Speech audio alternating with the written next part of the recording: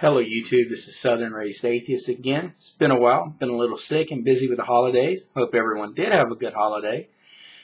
And I'm going to make this as a reply to That Gay Bloke's One Jesus, One Bible Equals One Christianity. But it may be a little bit more than that. But I'm going to link that up anyway. And here we go.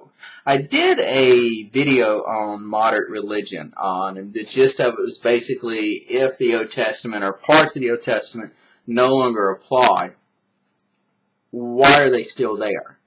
Is it kept for historical purposes? Should it be marked in some way? Is it not applying or something like that? And I got some interesting responses on that. Some were way off topic. I was having a conversation with someone else that's spilled from a couple other videos into this one, so there was some discussion about evolution and some other things.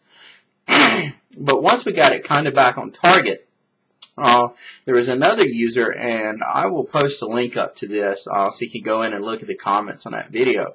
But it was pretty much, they were, to kind of get it back on topic, I posted some Bible verses that seem to portray, slavery as being good, you must obey the Old Testament, etc.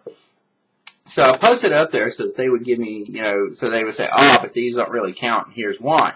And the user did that. And I'm like, okay, now that you're telling me these, verses don't mean what they say, or, they no longer are valid rules, then should they be there? Should they be removed? But one of the things I noticed was that some of them took interpretations, the context, to understand the context out of one of the books. You had to read 3 or 4 other books in order to get that context. So I'm wondering, is Christianity a gnostic religion? In order for me to understand the context, can I not look at, a chapter or a verse, or, understand that, like, if you're doing a parable or something, you need to read the whole parable and things of that nature. But if I read just that, have I not got all the context needed for that?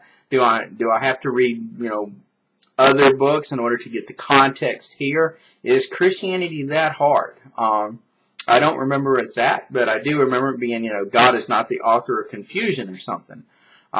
So just wondering if anyone has any thoughts on that. Like I said, I'll post a link up about Gnostic, and I'll post up the links on that video about moderate religion so you can look at the comments. But if anyone has any comments or something on this, my ratings, viewings, all that, and hopefully I'll remember make it so that any video responses to this will be automatically accepted. Like I said, feel free. Hoping to start some conversation on this, and have a good day.